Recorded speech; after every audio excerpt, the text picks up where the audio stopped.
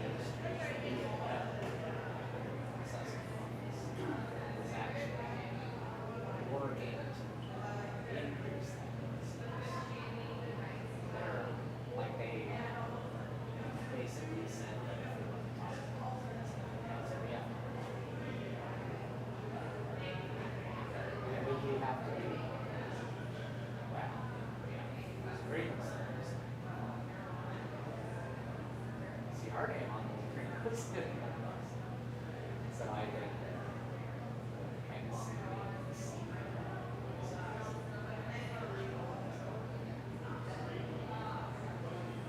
all we can do is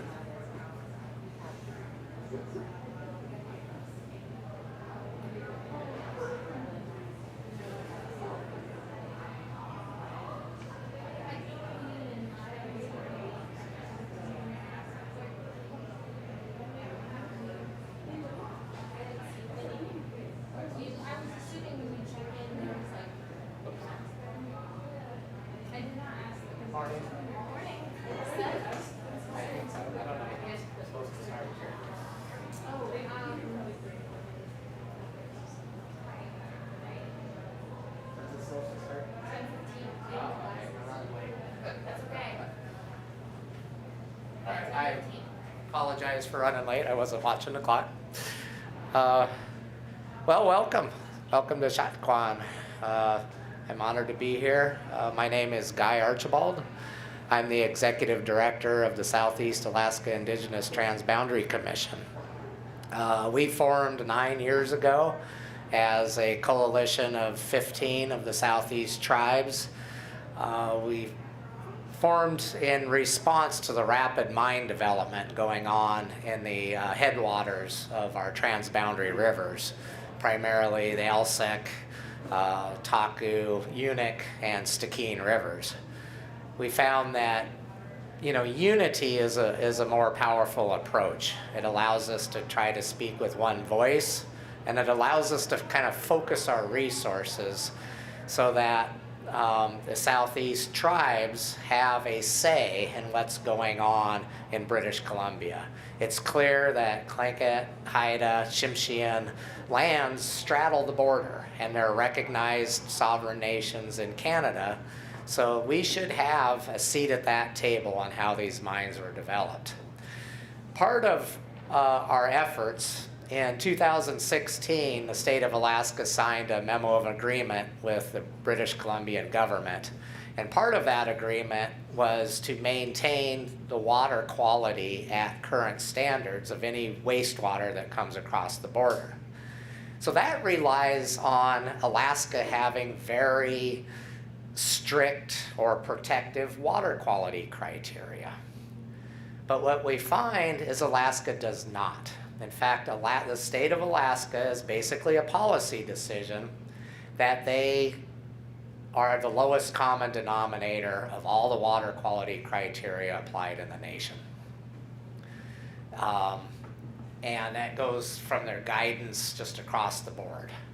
And part of it is the fish consumption rate, and I'm going to talk about that. Being a sovereign nation, you know, it extends to having food security and control over your lands and your waters, and be sure that they're being protected to give back that respect. You know, the salmon feed us. We have to help and protect those salmon as well. So I'm going to talk about that a little bit. As we know, water is life.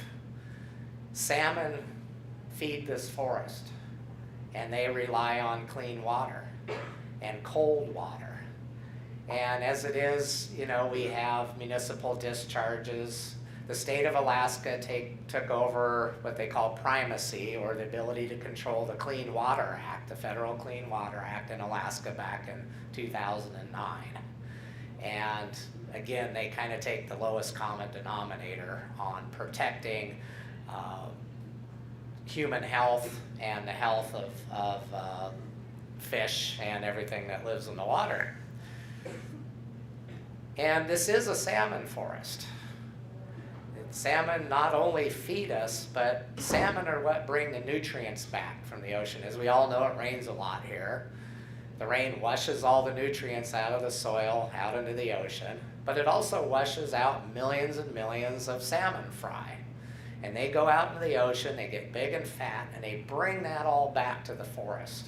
If it wasn't for that cycle of salmon bringing back those nutrients, we would not have a forest here at all. We would not have the rainforest. So again, we have to respect the salmon. I've always liked the concept of the ish. The ish was a resting place for salmon. People here built ishes if they didn't exist in the rivers, so that salmon would have a place to rest. You weren't allowed to catch salmon there. You weren't allowed to spear them. And it was a place for the salmon to rest as they made their way up the river.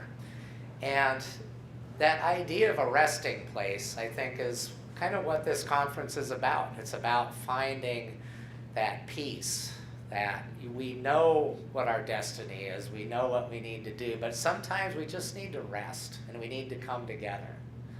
And so I really kind of like the idea of an ish, and I think it's bigger than just things that happen in a river.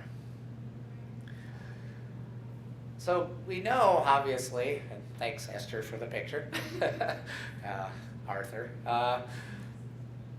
we know it's more than just about the food. The food it's more nourishing, it's better food.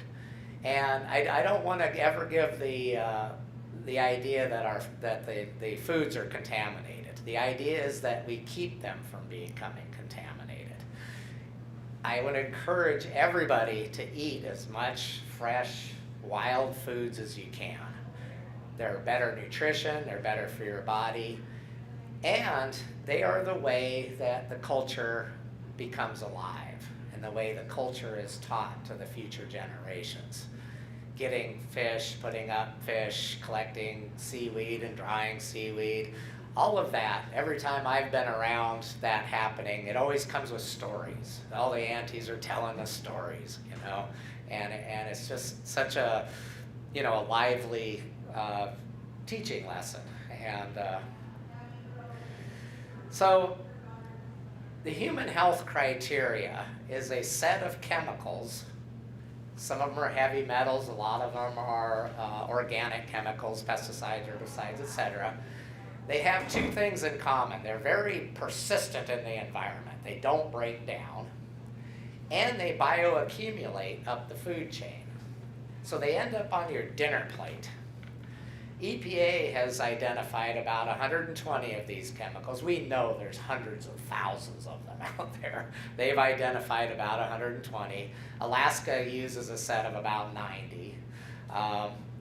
But they set the water quality criteria to protect human health and aquatic life based on these chemicals, their cancer risk, and how they affect the toxicity of their body, because they're going to end up on your plate.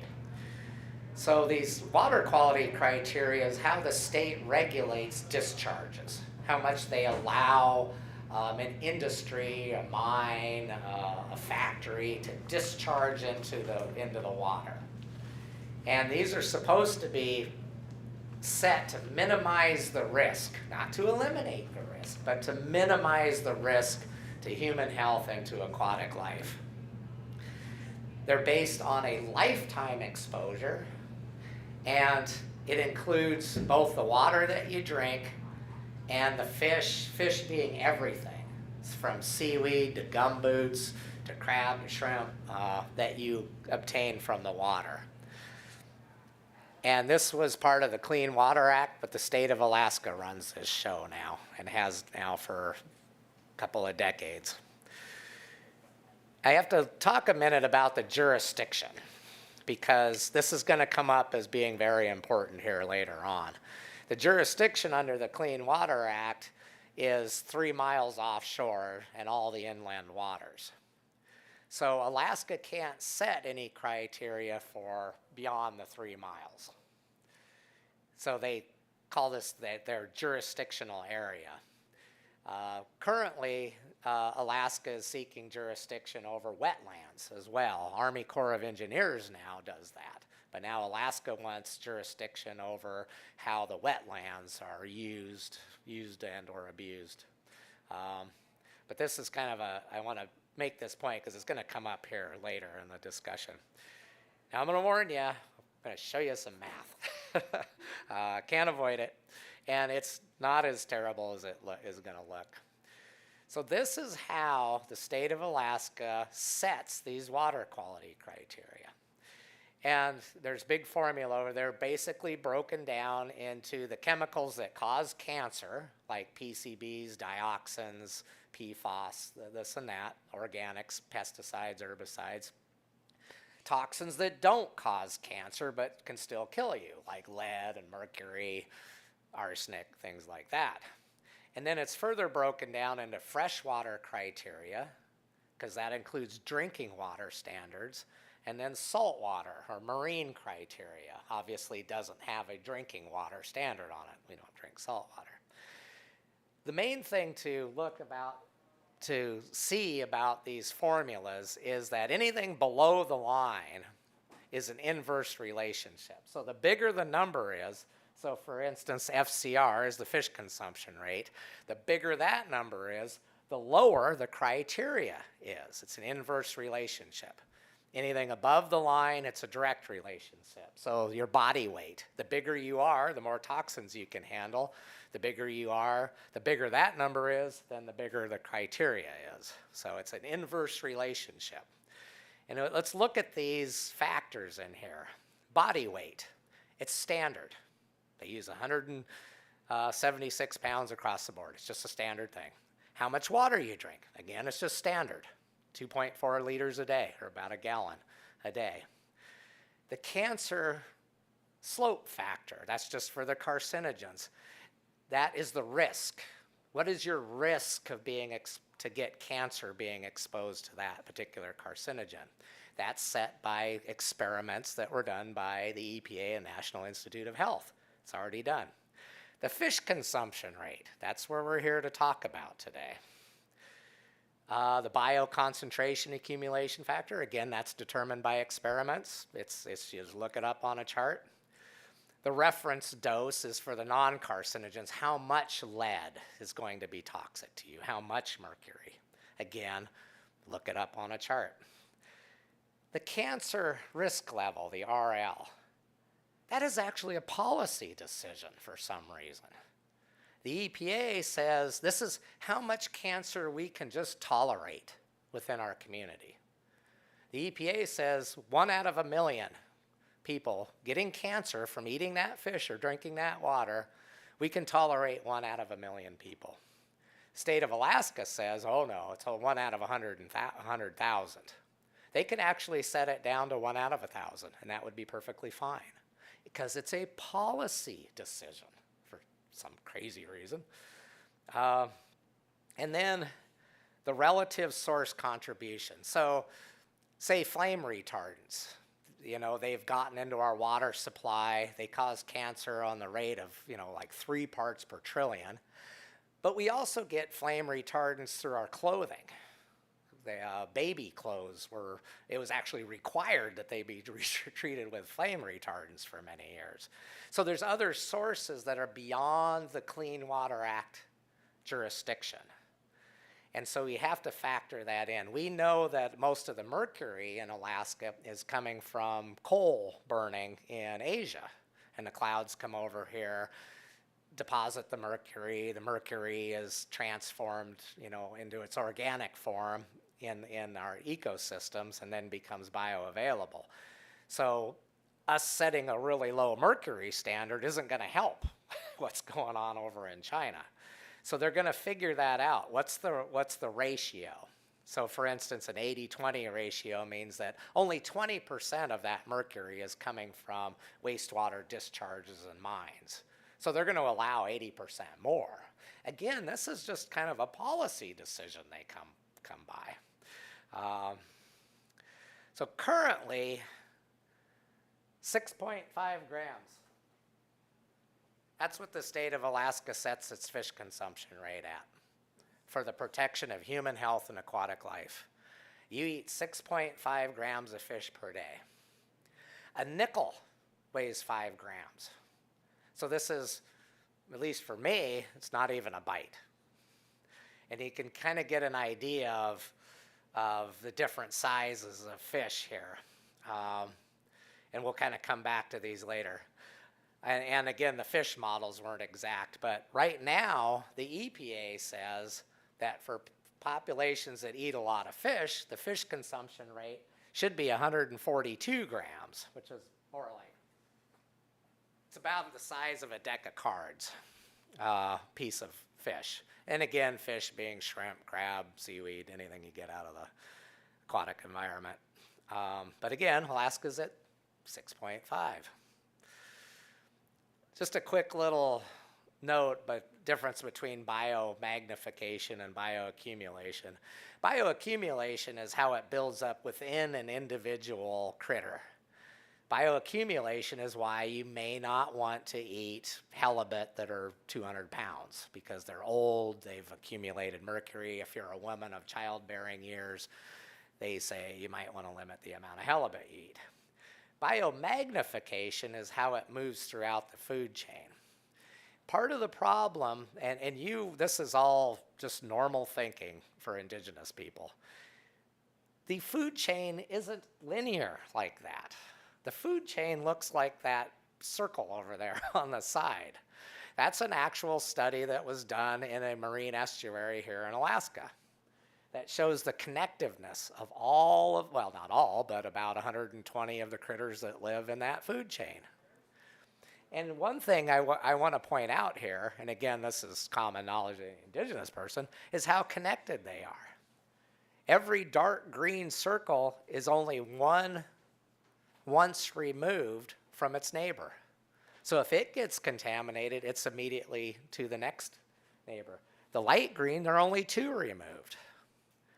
The blue is 3 removed. The food chain is very tight network. And so I just want to be sure when we're talking about toxins in the water that we don't look at it as linear here. We look at it as that connected. So states get to decide their own way of going about this. Some states, including the state of Alaska, decide, well, maybe we should just limit the amount of fish that you eat. This is from Washington State. It's a fish advisory. Say, well, if you eat anything but a king salmon, it's safe to eat that 2 or 3 times. But boy, if you want to take a little risk, maybe you eat a king salmon once, a piece of king salmon the size of your hand once a week. But boy, if you really want to live on the edge, do it twice a month. But God forbid you eat crab or clams or a bottom fish. Just don't do that, That's not the way we want our state to regulate our foods. We want the state to minimize the amount of pollution that goes in the water, not minimize the amount of these great foods that you should be eating. We need to protect that. So, little history here. In 1980, the National Department of Health did a survey of people in the United States, not Alaska, not Hawaii, no Pacific Islanders. How much fish do you eat, including people that have never eaten fish in their life? And that's where the 6.5 grams a day came from, is 1980. Well, there's a certain group of people that are like, what the heck, that doesn't match how we live. And so they did a fish consumption survey. They started doing a survey of their people. How much fish do you eat? And as you can see, it started in kind of Oregon, Washington. The Columbia River tribes got together and they did a fish consumption survey. This was back in 1994. They found that on average, and we're going to go to that particular word here a little bit, they eat about 60 grams per day. So obviously the 6.5 is not protecting their health. In 2000, EPA and the National Institute of Health updated their fish consumption guidelines to 17.5 grams per day, and then 142.4 for populations that eat a lot of fish. 2 things about this. It was the same data.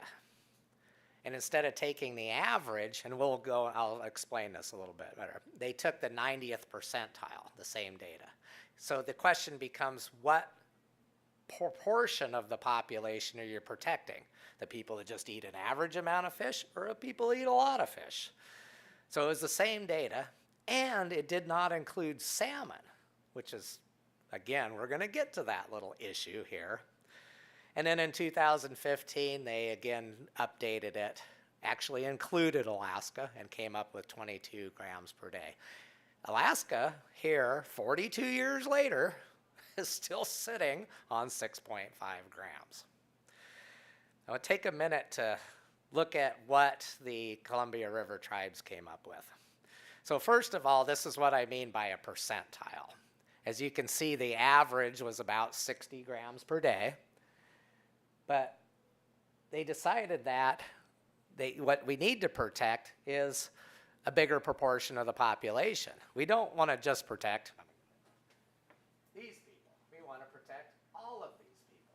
You can see that about 10% of the population is eating 3 times that amount of fish. So as we look here, we can see that the Columbia River tribes, their average, and these numbers don't match exactly, just the way I did the chart, about 60 grams a day. The 90th percentile was about 130 grams a day, 95th, 194. The 99th percentile, so you're protecting the most amount of people you can, is about 380 grams per day. But that's the amount of fish you're eating now. What you're eating now is what's called suppressed. You're not eating the amount of fish that you historically ate, or that you could be eating if there wasn't bag limits and fish and game and competing with the charter guys and competing with the commercial fishing guys. The fish consumption rate must be based on how much fish you eat without any of those restrictions. So they went back and did studies. So how much fish did the Columbia River people eat historically? And you can see those there. And you can see that that Walker study in '85, they're eating somewhere between 365 and 800 pounds per year when before the dams and before everything happened to the Columbia River. And you can see on this chart, you can see where Alaska is, 6.5. There's a national standard. Here's Washington and Oregon. Here's the Spokane tribe. Okay, as a tribal community with land, they are allowed to set their own water quality criteria. And so they did, and they set it very protective. So they did that in 1994. It took 17 years for Oregon to change its fish consumption rate to 175 grams per day.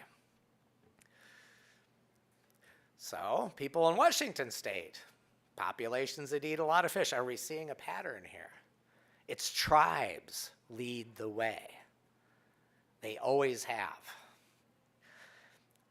So they, with the Washington State Department of Ecology, some of the Skagit Valley tribes got together, did their fish consumption survey. And you can kind of see the results there broken into the percentiles. And again, through the threat of major lawsuits and a lot of fighting, it only took 8 years then for the state of Washington, under threat from the EPA to just do it for them, quite frankly, to set their fish consumption rate. And again, this goes into how much pollutants they allow into the water at 175 grams per day. So their water quality criteria for these toxins and carcinogens went down. It got more protective, how much they allow in there. Well, we're kind of bouncing around Region 10 here a little bit. Idaho, like, hey, the Nez Perce and the Shoshone-Bannock, we eat a lot of fish too here. Let's do a fish consumption survey. Now this one is a little interesting because they did it two different ways. The green is the Nez Perce communities. The orange is the Shoshone-Bannock communities. And you can see their results. They calculated them in two different ways. They used a food frequency questionnaire, is what we're going to do here in Wrangell. And then they also calculated it according to this National Cancer Institute. So you'll see these different lines here. The National Cancer Institute tended to come to a lower fish consumption rate than the food frequency questionnaire. But it's a computer logarithm that, quite frankly, I don't understand. Again, tribes leading the way. It's always been that way. So this is kind of the breakdown, and this is old data, but it doesn't matter because it varies between communities more than you'll see here. But this is kind of the breakdown of where our communities in Alaska get their natural wild foods. And as you can see, about 71% of that food, of that caloric intake, comes from the water. So these fish consumption rates are incredibly important. Meanwhile, we're still sitting here at 6.5. Now, the state applies that differently for different programs. So for instance, contaminated sites, when they identify a target level to clean up those sediments or whatever, they will use the 142.4. But not for discharge permits. They still use the 6.5. So they have different water quality criteria. Right now, it's just a mess across the state of Alaska. There has been 2 previous fish consumption surveys done in Alaska. They're both up north, both run by tribes, not surprisingly. And I'll just say they came up with their numbers. I have to be careful because we're going to do a fish consumption survey here in Wrangell, and I don't want to prime anybody to, I eat 500 tons of fish a year. It's have to be careful about that. The state of Alaska, from pressure from a lot of groups in 2014, formed a work group. They met for over a year. They came up with nothing. We're still sitting at 6.5. But interestingly, they came up with this idea, do we count salmon? And they came up with this idea based on what I call the Idaho excuse. The state of Idaho did this study, if you call it, and this is what they said. When Chinook, and they only looked at kings, return to spawn and die in Idaho waters, they also return vital nutrients to the environment, we know, along with any contaminants they have acquired at sea. Where did they come up with that? They have no data to say that the contamination in those fish was done at sea versus inland waters. They just made that assumption. The state of Alaska is making that assumption as well. We're not going to count salmon at all. That's what they want to do right now. Call it the Idaho excuse. Strangely, and after I put together this presentation, it kind of dawned on me the second little clause in that sentence, which are taken up by organisms and returned once again to the food web. What are they saying? It's the salmon that are causing these chemicals to be in our water? Really? Have you seen what comes out of a mine discharge or a cruise ship discharge? Excuse me. And if you think that's wrong, you kind of innately feel that there's something wrong about that argument. There very much is. Because toxicity is defined as dose, how much you're getting, plus the duration, how long you're exposed to it. So that king salmon may be out in the ocean for 4 or 5 years versus the 2 or 3 years it spent in jurisdictional waters. But was it really getting the dose of the toxins out in the middle of the Pacific than it was, Cook Inlet, by Anchorage or somewhere like that, cruising by a cruise ship dock, So it does kind of defy logic a little bit. The state of Alaska is going to fight us on that every step of the way. I mean, they've managed to do it for years and years now. And I just kind of put it in a little perspective when we talk about the food security. The vast majority of the fish is being done by commercial fishing. We're just trying to protect this tiny little, percentage left. And this is and again, this is a little old data, but it also doesn't matter because it varies so much between communities. But you can see that, our subsistence fishing is only 1.1% of all the total foods coming out of here. So we're not just protecting our own food security. We're protecting the fishing industry. Alaska's seafood is the healthiest food on the market. We need to be sure it stays that way. We don't end up like Washington State saying, if you want to really live on the edge, eat a piece of king salmon. We don't want that here. And so we have to assure that it's not. And the way we're going to do that is we're going to be conducting a fish consumption survey of the tribal members in Wrangell. You have to be 18 or more and a resident. We've put together the entire package, and it's going through the EPA approval process right now. It's taking a lot longer than it should. They've told me I have to spend a lot of money on a statistician because the state of Alaska is going to challenge absolutely everything about the data. So it has to be very scientifically defensible. And there'll be 2 parts to this survey. We hope to start it this spring. I'll be working with WCA on that. There'll be 2 parts for it. One's a 24-hour recall. That doesn't mean what you ate yesterday. It means the last 24-hour period you ate fish. We'll go through and identify using a catalog of portions, a picture of, here's, 8 ounces of fish or 8 ounces of shrimp or beach asparagus. You pick out, I ate that much. And that's the 24-hour recall. What did you eat in that 24-hour period? And then what's called a food frequency questionnaire. So that's going to cover the whole year. What did you eat in season? How much did you eat out of season?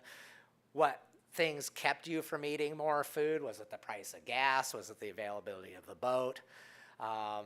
such things like that. There is going to be personal information, your income, your body weight, your gender identity, things like that, so that we can do the statistics. It will be strictly confidential. The only thing that's going to show up on any of this paperwork is just a random number. And the only place where there's a connection of that, I've already told the state of Alaska, I'm destroying it immediately. You're not getting a hold of anything. You want to review my data, fine, but you can't see any of the confidential data. So you can be assured that none of that personal data is going to be traceable. We need to cover an entire year, so we're going to hopefully do it in the spring. We'll do again in the fall, not the same people, but people in the fall time. We are going to need to hire 3 people within the community. If you're hired to partake in running the fish consumption survey, we can't have you in the survey. That would, it's like giving myself the door prize here. And it'll be temporary part-time work. We need a contact manager, somebody to go through the list and contact people. Ask them 2 questions. Do you eat fish? Yeah, okay. Do you want to take a survey? Yeah, okay. Then sign them up for a date time. And then 2 surveyors to actually sit down and go through the questionnaire. It's a total narrative. You just read it, word for word, because it's got to be consistent through everybody. And it'll take less than an hour to run through both the 24-hour recall and the food frequency questionnaire. And the data, this is important, the data will belong to the Wrangell Cooperative Association. And what they do with it from there is their business. But all the data is set to go to Wrangell Cooperative Association. And again, there'll be issued a final report, and if WCA wants to release this to the public, it would be great. But this is confidential data. There will be an incentive right now. Anybody that takes the survey, be like a $50 gas card or city market card or something as just an incentive. You can quit at any time. If any of the questions you're uncomfortable with, you say, I just want to quit, you quit. You're done. We're not going to lock you in the room or anything. But this is where we're at. There's no guarantee that the state of Alaska is going to believe any of this or change their mind. But this is the only way we can pressure them to do so. If indeed it follows the pattern of Oregon, Washington, and Idaho, the state of Alaska is not going to change anything unless somebody stands up and says, I'm going to sue you over it, unfortunately. But they like their mining and timber and certain industries that they don't want to cost them any more money treating their wastewater.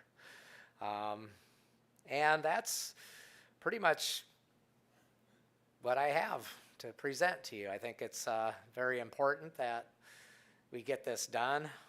This was a little thing I saw about PFAS. Those are flame retardants. They're now showing up in rainwater. That's how persistent these chemicals are. They were also used in disposable food containers. It's that kind of thin plastic liner so that your cheeseburger doesn't soak into the paper. Those are PFAS. And they were supposed to be compostable. So they composted them. And then they grew more food, and the PFAS ended up in the food. And then it rains, and it ends up in the water. And even when the water evaporates, it ends up in the rain, and now it's raining down. These are forever chemicals. They don't go anywhere. They cause cancer at levels of like 3 parts per trillion. And we've let these things out in the environment. We should have learned our lessons with the MTBE, which is a gas additive California did 40 years ago, and it ended up in all their drinking water. But all these chemicals should be under the very strictest water quality criteria for discharge purposes that we can set on the record. If we're going to keep healthy fish in the environment and healthy people that eat them and the food security that the indigenous nations rely upon. We have to be sure those standards are set to protect human health, protect aquatic life and habitat. And the only way we're going to do that is by creating the good scientific data and pressure the state of Alaska as much as we can. So thank you for the kind of nerdy presentation, and there's kind of a lot to this. And so I'll just kind of open it up to questions. We have a lot of time. Up in the back. All right, Could you restate why it's important that the 6.5 grams change? Who set this? And yeah, why is it important to change it? So if you only put 6.5 grams, I'll go back up to that horrible formula. So the fish consumption rate is down at the bottom. It's in the denominator. So the smaller that number is, the bigger the criteria is, the higher it is. So say you can allow 10 parts per million of arsenic in your water. If we raise that fish consumption rate by 10 times, then that water quality criteria gets smaller. Now we can only allow you to dump maybe 2 parts per million of arsenic in the water. And because the main way these chemicals get into your body is through the fish that you eat and the water that you drink. I have to say that unfortunately, and I didn't kind of want to put it in this presentation, but in the interim of the state of Alaska delaying setting a protective fish consumption rate, marine mammals are already off the board. They've determined that eating seals and sea lions and walrus, they're already too contaminated. They cannot set a protective fish rate to eat that. They're already too contaminated. They've done studies of people up north that rely a lot on eating marine mammals. And they found that the people themselves in their own bodies are contaminated. Some to the level that would rate them as hazardous waste. And they're walking around. So we've already, now mind you, seals, sea lions and that stuff, they're called the fourth trophic level. They're the top of the food chain. That's where we are. We're the fourth trophic level. We're at the top of the food chain. So if we've already contaminated marine mammals in the state of Alaska, what does that say about us and what we're carrying around in our bodies already? The state of Alaska delaying this for 17 years has already taken the consumption of marine mammals, a safe level, off the table. Are we going to wait till it's salmon? Are we going to wait till it's halibut and bottom fish? No, we can't. We have to be sure that the discharge limits set by the state of Alaska are protective, because we don't want to lose that. We don't want to lose that food security and those healthy foods. Yes, sir? I just started to be part of a studies of H. pylori up in Canada, and a lot of questions are coming up. We talk about water security, and I live in a community that I can say, like when I was younger, untouched, but I think we have 1 million tourists come through every summer, and every vehicle dropping something into the water that cross the bridge. And there has to be some kind of contamination. There's something. We've been asking these questions about water security, and then we just found out that like our salmon doesn't come up there anymore. We don't know why. We're trying to. We don't know why they're not coming. Is something wrong down below? I think people have stopped fishing, but they're just not coming out there. We did find out that like copper will affects their smell, how they can smell, like so they can't smell where home is. Yeah. And but we've been asking those questions at home because it's pure in one way, and then in another way there's concerns about our food also finding, old dump sites from the army, when the highways come up, pretty toxic. Toxic. A lot of those Department of Defense old sites, and they're all over, they contain a lot of the organics that we're talking about, dioxins, PCBs, great chemicals like benzotert methyl ether, things that you don't want to see on your list of ingredients on your cereal box. It's kind of complex, so that when I talk about a discharge permit, that's what the state and the Clean Water Act calls a point source. It's coming out of the end of a pipe somewhere. We have a lot of what's called non-point source discharges. That's runoff water, that's the dust from your brake pads, which you're probably talking about, a lot of lead, a lot of asbestos from brake pads. Copper, strangely enough, is not a human health criteria metal, because humans can tolerate a lot of copper. But unfortunately, salmon can't. And it does, down to as low as less than 2 parts per million. Copper, it depresses their olfactory sense, their sense of smell. Not only can they not find their native streams, but they can't avoid prey. They can't avoid predators in the water. And it's very detrimental to salmon, just a little bit of copper. And again, we need that the state of Alaska sets those criteria very low. Right now, copper's based on the hardness in the water, but it's basically about 7.5 parts per million. But a lot of studies say that 2 parts per million is dangerous to salmon. State of Alaska, oh, we need more evidence as the years go by, and on and on and on. So, yes. It seems like the other communities and states where the water quality criteria were changed, it was like a group of tribes that advocated together, did these studies together to create this basis of scientific data.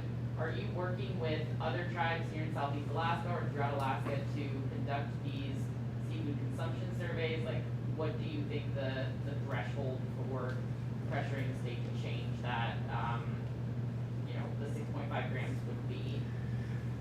Okay, kind of the first part of your question, yes, we're going to work with other tribes. This study is being funded by the Bureau of Indian Affairs, and part of that was we have to put together this whole package, a quality assurance protocol plan, all the survey questions, all the data sheets, the food catalog people look at, how you cook it, what parts do you eat. We had to put together that whole package, get it approved by the EPA, and then we're going to share that. We already have the Yakutat-Tlingit tribe interested in doing it. Skagway Traditional Council is interested in doing it, and we're going to just open source all that material. It'll have to be, changed for the individual communities, tweaked a little bit, but yeah, we're going to open source all that. We would rather have communities spend their money and their resources collecting good data, not doing the ton of paperwork that I had to do to get it through EPA approval process. That's just a better use of their resources. So we are going to spread this out. What the threshold is for the state of Alaska to move, that's a great question. I can say that, again, historically, the Oregon tribes had to sue the state of Oregon to get them to change. And they went through, and the judge finally, he actually threw the lawsuit out. He looked, he said, you guys have done everything in your possible power to get the state to change it, so I'm not even going to look at your lawsuit. I'm ruling right now. You're changing it.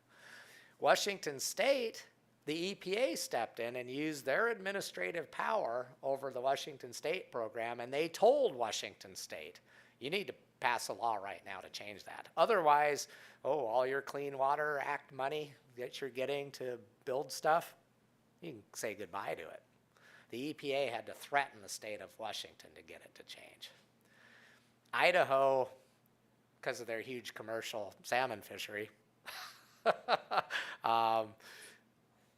is still working on their fish consumption rate. The EPA has always been reluctant to do Alaska. They've indicated that Alaska may have to have regional fish consumption rates. The fish consumption rate in Anchorage may be different than the fish consumption rate in Southeast, and on and on. They just haven't figured it out yet. And quite frankly, the state of Alaska just doesn't want to go there. They don't want to restrict how much pollutants go into the water or make cruise ships spend more money treating it before they dump it. Yeah, Aaron. Thanks, guys. I really appreciate the presentation. What you talked about the courts a little bit and the administrative branch. What's the role of the legislative branch? Could the legislature in Alaska choose to set fish consumption rates and, you know, offer the state bureaucrats the opportunity to prove them wrong by doing the studies to identify the actual fish consumption rates? The answer is yes. In fact, all of the water quality criteria are passed as law, as regulation.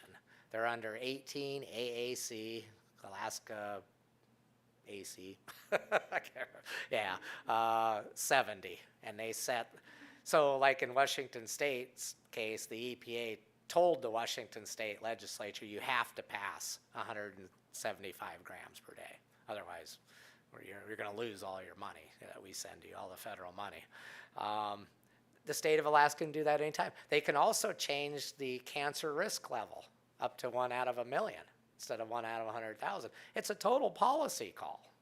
Who are you going to protect? I mean, you know, your chances of getting cancer 1 out of 1,000,000 don't sound that great unless you're that one person, you know.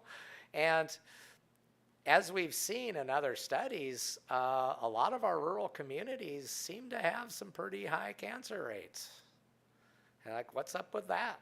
You know, there's a lot of factors that go in: source point, non-source point, relative risk, dosage, stuff coming over from China, in your clothes, in your carpet, in your rooms, you know, formaldehydes and stuff from particle board in your houses and whatnot, that contribute to all this. And so the state's just going to say, well, we're only in charge of this water, and it's only 3 miles out, and it only has to do with what we're allowing to be dumped in the water. But that's all going to go into that factor. And how they come up with that relative source contribution number, again, it's going to be kind of just a wild guess. It's going to be a shot in the dark. Just like the unsuppressed fish consumption rate. The state of Alaska suggested that, oh, you know, right now, say you eat 250 grams per day per person. Maybe for the unsuppressed rate, we'll just add 10%. We'll add another 25 grams. Okay. As a scientist, that seems pretty arbitrary. You know, pretty, you know, why don't you just set a protective water quality criteria and quit all this fudging around? I don't do good in rooms with the state of Alaska officials. Yes, you do. Yeah, but yeah, because it's, again, these are policy calls, and I can't believe for the life of me that people will make a policy call that will have a negative impact on people's human health, let alone the aquatic environment, let alone the sovereign status for communities and tribes to have food security and have healthy foods. For the life of me, I can't wrap my head around that. There are some states that have set the cancer risk to 1 out of 1,000. Okay, that's fine with me. Again, as long as you're not those 1 out of 1,000 people. I know too many people that are in those 1 out of 1,000 people. So it's the best we can do is put good science on the table, defensible science on the table, and have more tribes do it. I think at some point the preponderance of the evidence is going to force the state to act, whether or not it has to be under the threat of illegal action. I'm guessing it's going to have to go that way. You talk about a waste of resources to get people to do the right thing, but yeah, unfortunately, that's what history tells us it's going to have to be.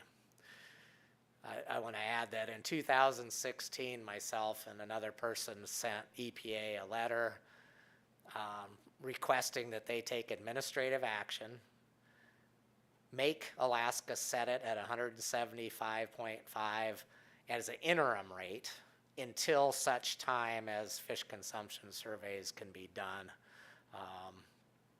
and set it at an actual rate. We were ignored, but you just got to do what you can do. I also notice the United Tribes of Bristol Bay will be also doing a fish consumption survey based on this. And this study that I did, I have to hand it to the Kodiak tribes, the Snicks people in the Columbia River Basin, and the Soldovia Village tribes, because they allowed me to poach a lot of their procedures and questions and this and that. So my hat's off to them. They want to see protective water quality criteria in the state of Alaska. So they allowed me to copy and paste a lot of their stuff. But it'll be interesting. And so this spring, if you get a call from somebody and, hey, how you doing? Hey, do you eat fish? I say, yeah. Hey, you want to take a survey? Please say yeah. We need to get a certain number of tribal members so that we have representative data for the whole tribe. And so we need to be sure we're going to get just as many surveys in as we can to be sure the statistics are sound. And I've hired a very smart statistician to crunch all that, because it's way beyond this chemist. Yeah, it's interesting. H. pylori, for those who don't know, Heliobacter pylori is a stomach bacteria. And people kind of ignored it. Almost all of us have it. But as it turns out, it somehow chemically changes toxins that enter your body and turns them into carcinogens. So just having the presence of this certain bacteria in your gut, and we almost all have it, and it's not really well understood how H. pylori contributes to toxicity. These are complicated things, and again, we can only shine a light on it with good sound science and traditional knowledge, I would say too, because like I said, look at those food web. You all know it's not a linear thing. Everything's connected. Everything's dependent on one another. And that's how we have to think about it. If I could get the state of Alaska, if I had one wish in the world, and that was to get the state of Alaska to look at a real food web instead of some linear line. It's may or may not ever happen.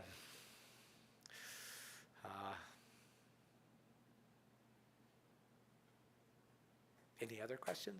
Oh. Yeah. So we have a table out front there, and my cards are on the table. If you have any questions, email me, call me, text me, ping me on Facebook, I guess. I don't really sleep much, so any time is good.